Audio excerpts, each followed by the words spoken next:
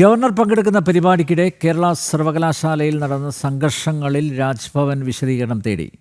കേരള സർവകലാശാല വൈസ് ചാൻസലറോടാണ് വിശദീകരണം തേടിയത്. പരിപാടിക്ക് രജിസ്ട്രാർ തടസ്സം സൃഷ്ടിച്ചതിലും വിശദീകരണം ആവശ്യപ്പെട്ടിട്ടുണ്ട്. അതേസമയം അനുമതി ലംഘിച്ച് പരിപാടി നടത്തിയെന്നാരോപിച്ച് രജിസ്ട്രാർ KS അനിൽകുമാർ സംസ്ഥാന പോലീസ് മേധാവിക്ക് പരാതി നൽകി. വാർത്തയുടെ വിശദാംശങ്ങളുമായി അഖിൽ പാലോട്ടുമഠം ചേരുന്നു തിരുവനന്തപുരത്ത് നിന്ന്. അഖിൽ, എന്തായാലും കേരള സർവകലാശാല വൈസ് ചാൻസലർ വിശദീകരണം നൽകണം. അന്ന് നടന്ന അനിഷ്ട സംഭവങ്ങൾ മാത്രമല്ല, പരിപാടിക്ക് രജിസ്ട്രാർ തടസ്സം സൃഷ്ടിച്ചതിലും വിശദീകരണം ആവശ്യപ്പെട്ടിട്ടുണ്ട്. ഒരു പക്ഷേ ഇത് മുൻകൂട്ടി കണ്ടുകൊണ്ടായിരിക്കാം ഒരുപക്ഷെ രജിസ്ട്രാർ KS അനിൽകുമാർ സംസ്ഥാന പോലീസ് മേധാവിക്ക് പരാതി നൽകിയിരിക്കുന്നത്. അതിൽ പറഞ്ഞിരിക്കുന്നത് അനുമതി ലംഘിച്ച്, സർവകലാശാലയുടെ അനുമതി ലംഘിച്ച് പരിപാടി നടത്തി എന്നാണ്. എന്തായാലും വീണ്ടും ഒരു ഏറ്റുമുട്ടലിലേക്ക് കാര്യങ്ങൾ നീങ്ങുകയാണോ അഖിൽ?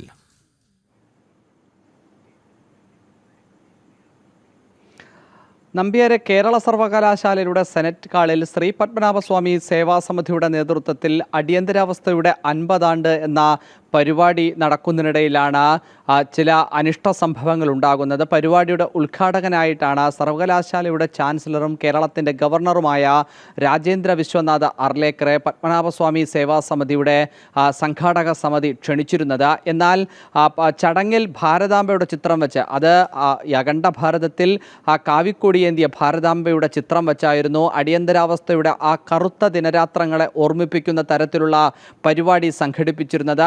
ആദ്യഘട്ടത്തിൽ അനുമതി നൽകിയ സർവകലാശാല രജിസ്ട്രാർ അത് പരിപാടി നൽകുന്ന സമയത്തു തന്നെ സംഘാടകർ ലെറ്റർ പേഡിൽ, സേവാസമിതിയുടെ ലെറ്റർ പേഡിലായിരുന്നു ആ പരിപാടിക്ക് അനുമതി തേടിയിരുന്നത്. ആ പരിപാടിയിൽ കൃത്യമായ വിശദീകരണം നൽകി തന്നെയാണ് അവിടുത്തെ എഗ്രിമെൻറ്റിൽ ഈ സംഘാടക സമിതിയുടെ സെക്രട്ടറി ഒപ്പിടുകയും ചെയ്തത്.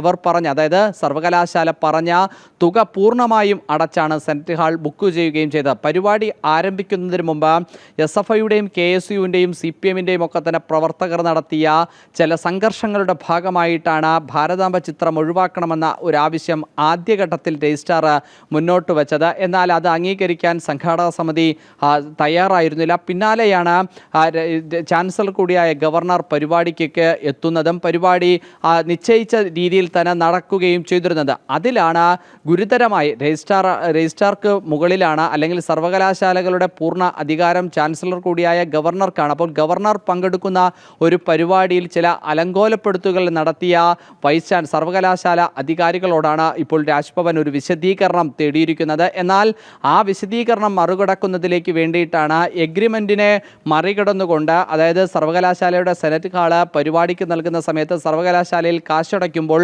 ഒരു എഗ്രിമെൻ്റ് ഒപ്പിടാറുണ്ട്. അതിൽ മതപരമായ ചടങ്ങുകൾക്കോ അല്ലെങ്കിൽ രാഷ്ട്രീയ പാർട്ടികളുടെ ചടങ്ങുകൾക്കോ ഒന്നും തന്നെ അത്തരത്തിൽ സെനറ്റ് ഹാൾ അനുവദിച്ച് നൽകണ്ട എന്ന തരത്തിൽ ഒരു എഗ്രിമെൻ്റ് ഉണ്ട്. അപ്പോൾ ആ തരത്തിൽ എഗ്രിമെൻറ്റിനെ മറികടന്നു എന്ന് പറഞ്ഞുകൊണ്ടാണ് സർവകലാശാലയുടെ രജിസ്ട്രാർ ഇപ്പോൾ സംസ്ഥാന പോലീസ് മേധാവിക്കും ഒരു പരാതി നൽകിയിരിക്കുന്നത്. രജിസ്ട്രാർ ചൂണ്ടിക്കാട്ടുന്നത് ഭാരതാംബയുടെ ചിത്രം വച്ചു, അത് ഒരു ഹൈന്ദവ പ്രതീകമാണ് എന്ന തരത്തിലാണ് ചൂണ്ടിക്കാട്ടുന്നത്. പക്ഷേ സംഘാടക സമിതി ആകട്ടെ, അത് ഭാരതാംബ ഒരു തരത്തിലും ഹൈന്ദവ പ്രതീകം മാത്രമല്ല, അത് ഭാരതത്തിൻ്റെ പ്രതീകമാണ് എന്ന തരത്തിലുള്ള നിലപാടാണ് സ്വീകരിച്ചിരിക്കുന്നത്. പത്മനാഭ സേവാസമിതിയും ഈ പരിപാടി സംഘടിപ്പിച്ച സംഘാടക സമിതിയും നിലവിൽ ചാൻസലർക്കും അതുപോലെ തന്നെ സംസ്ഥാന പോലീസ് മേധാവിക്കുമെല്ലാം തന്നെ സംഘാടക സമിതിയും പരിപാടി അലങ്കോലപ്പെടുത്താൻ ശ്രമിച്ച രജിസ്ട്രാർക്കെതിരെയും അതുപോലെ തന്നെ SFI KSU പ്രവർത്തകർക്കെതിരെയും പരാതി നിലവിൽ നൽകിയിട്ടുണ്ട്. എന്തായാലും വരും ദിവസങ്ങളിലും രാജ്ഭവന് നേരെയുള്ള സർക്കാരിൻ്റെ ഈ കടന്നുകയറ്റം, ഗവർണറെ പൊതുമധ്യത്തിൽ